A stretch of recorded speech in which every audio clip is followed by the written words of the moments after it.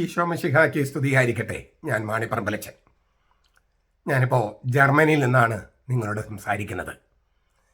ഏതാണ്ട് എല്ലാ ദിവസവും എന്ന പോലെ ഞാൻ സീറോ മലബാർ സഭയുടെ ലിറ്റർജി പ്രതിസന്ധിയുമായി ബന്ധപ്പെട്ട് വീഡിയോകൾ ചെയ്തിരുന്നു.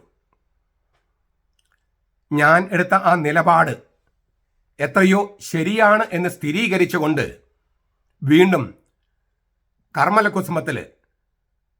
കർമ്മലിത വൈദികർ, CMI സഭയിലെ വൈദികർ ഒരു എഡിറ്റോറിയൽ പ്രസിദ്ധപ്പെടുത്തിയിട്ടുണ്ട്.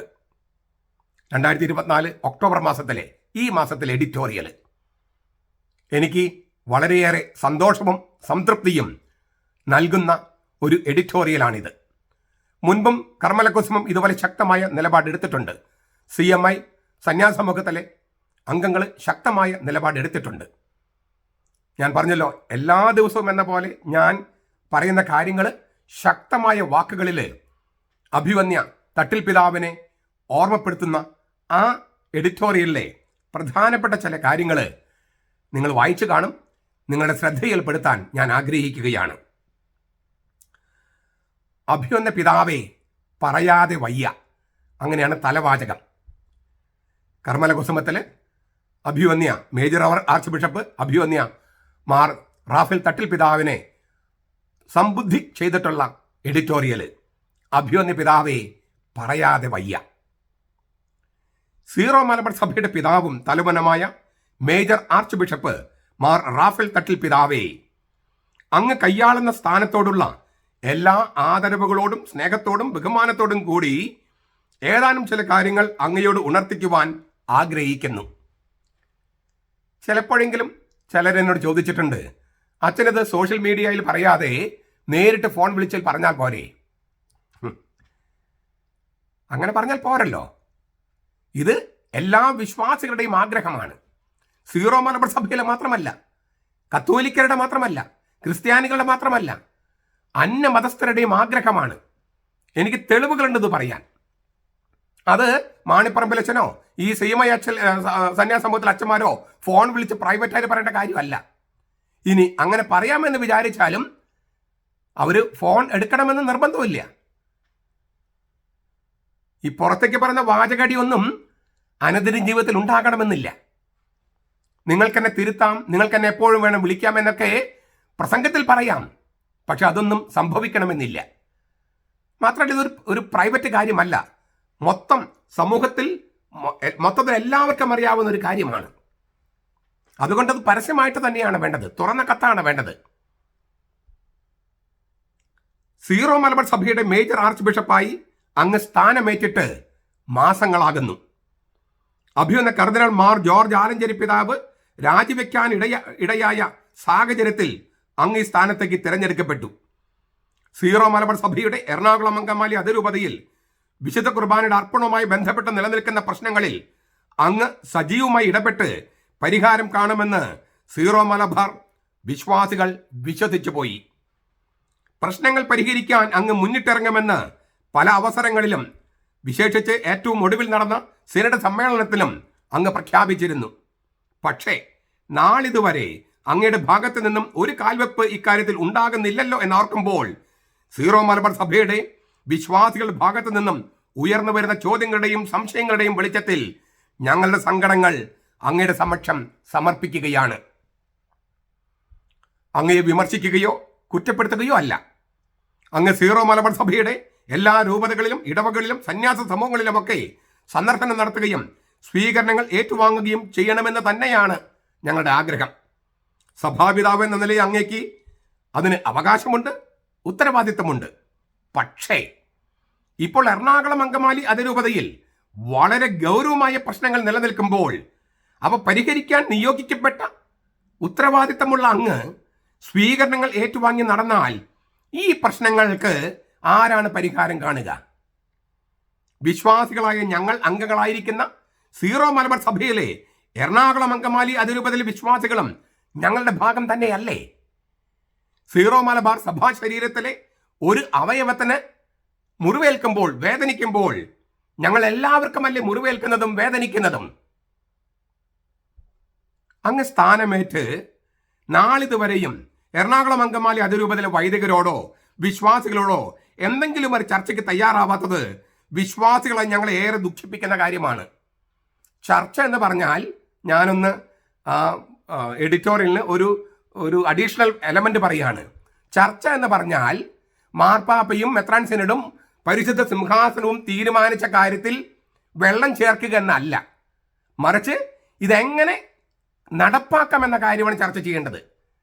ഏകീകൃത കുർബാന എന്ന് പറഞ്ഞ കുർബാന തീരുമാനം എടുത്തു കഴിഞ്ഞതാ. ആ തീരുമാനം റദ്ദാക്കാൻ തട്ടിൽ പിതാവിന് അധികാരമില്ല, മാർപ്പാപ്പയ്ക്കും കഴിയില്ല. അതുകൊണ്ട് ചർച്ച എന്ന് പറഞ്ഞാൽ ഏകീകൃത കുർബാന മാറ്റാൻ പറ്റുമെന്ന ചർച്ചയല്ല, അത് എപ്പോൾ എങ്ങനെ എവിടെ വെച്ച് ഇല്ലേ പൂർണ്ണമായി നടപ്പാക്കാൻ പറ്റുമെന്ന കാര്യത്തിലാണ് ചർച്ച വേണ്ടത്. അങ്ങനെ പാടുള്ളൂ, അങ്ങനെ പറ്റൂ, മറിച്ച് കഴിയില്ല. മറിച്ച് ഒരു ചർച്ചയ്ക്ക് പോയാൽ അത് അടുത്ത രാജിയിൽ കലാശിക്കും, സഭാതലവൻ രാജിയിൽ കലാശിക്കും. ഇത് ഞാൻ മുമ്പ് പറഞ്ഞിട്ടുണ്ട്. സമവായത്തിന് പോയി കെണിയിൽപ്പെട്ട് കിടക്കുകയാണ് നമ്മൾ. എറണാകുളം അങ്കമാലി അതിരൂപതയിൽ വിമത വൈദികരും അൽമായ മുന്നേറ്റക്കാരുമായി സമവായ ചർച്ചയ്ക്ക് പോയാൽ അത് അടുത്ത കെണിയാണ് എന്ന് ഞാൻ പണ്ടേ പറഞ്ഞിരുന്നു. ഇപ്പൊ കെണിയിൽ അകപ്പെട്ട് ഊരിപ്പോരാൻ പറ്റാത്ത വിധം കിടക്കുകയാണ്. ഈ പറയുന്ന എന്നോടോ ഈ എഴുതിയ CMI സന്യാസമൂഹത്തിൽ വൈദികരോടോ വിരോധം തോന്നിയിട്ട് കാര്യമില്ല. ആരാണ് സഭയുടെ ഒപ്പം, ആരാണ് സഭയ്ക്ക് എതിര് എന്ന് തിരിച്ചറിയാനുള്ള വകതിരിവ് സഭാ നേതൃത്വത്തിനുണ്ടാകണം. കാര്യങ്ങൾ പറയുന്നവർ ശത്രുക്കളാണെന്ന് കരുതരുത്. കെണി വെക്കുന്നവരാണ് ശത്രുക്കൾ. അത് തിരിച്ചറിയാനുള്ള വകതിരിവ് സഭാ നേതൃത്വത്തിനുണ്ടാകണം.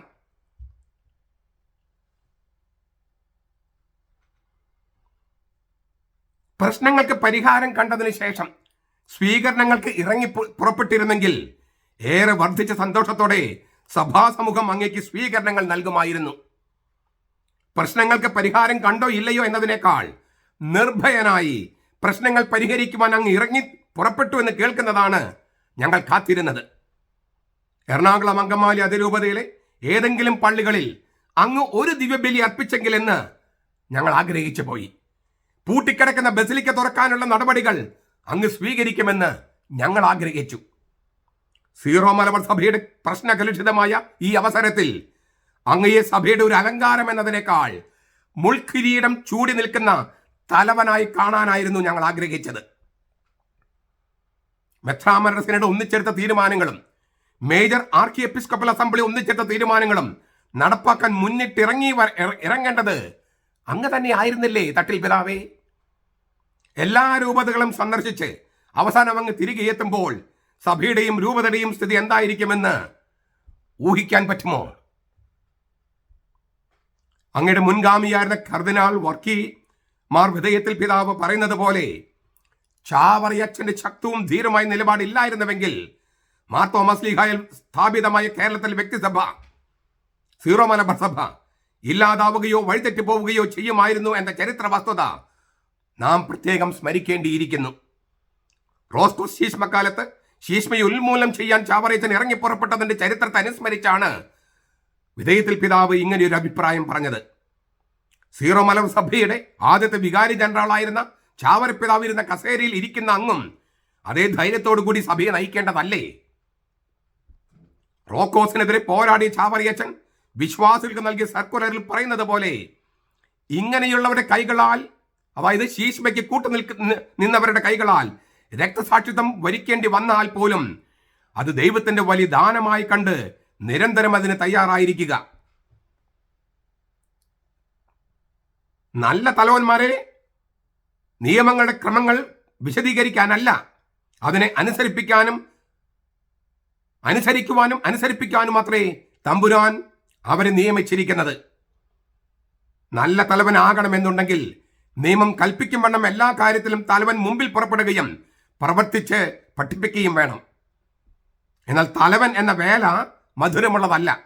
എങ്കിലും ദൈവ തിരുമനസ്സിന് തലകുനിച്ച് സ്നേഹത്തെ പ്രതി വേല ചെയ്യുമ്പോൾ ദൈവം മധുരിപ്പിക്കുകയും ചെയ്യും.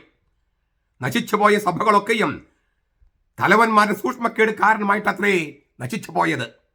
എന്നാൽ മഹാപുണ്യത്തോടെ നിലനിൽക്കുന്ന സഭകളൊക്കെയും തലവന്മാരുടെ സൂക്ഷ്മത കൊണ്ടത്രേ നിലനിൽക്കുന്നത്. ഇത് സീറോ മലബാർ സഭയുടെ ആദ്യത്തെ വികാരി ജനറൽ തന്റെ പിൻഗാമിയായി സ്ഥാനമേറ്റ രണ്ടാമത്തെ വികാരി ജനറലായിരുന്ന പോരൂക്കര കുര്യാക്കോസ് ഏലീശ അച്ഛന് നൽകിയ ഉപദേശങ്ങളാണ്. സഭയോടൊത്ത് ചിന്തിക്കുകയും കൂടെ നിൽക്കുകയും ചെയ്യുന്നവർ അനുഭവിക്കുന്ന വേദനയും പരിഹാസങ്ങളും വിശദീകരിക്കാവുന്നതിനപ്പുറമാണ്.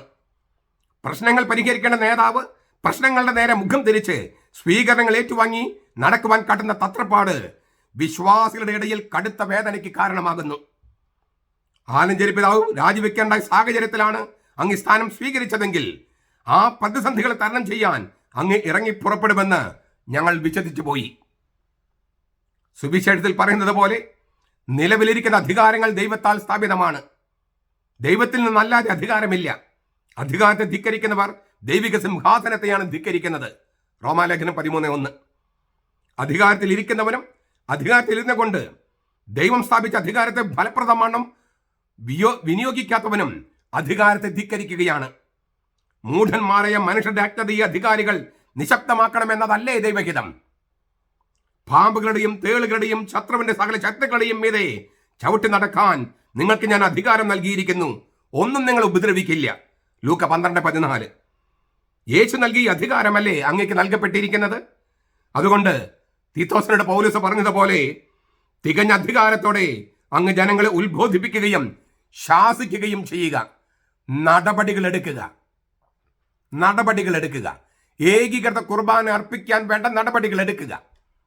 അനുസരിക്കാത്തവർക്കെതിരെ ശിക്ഷാ നടപടികൾ തുടങ്ങുക. പകരം സംവിധാനം ഏർപ്പെടുത്തുക.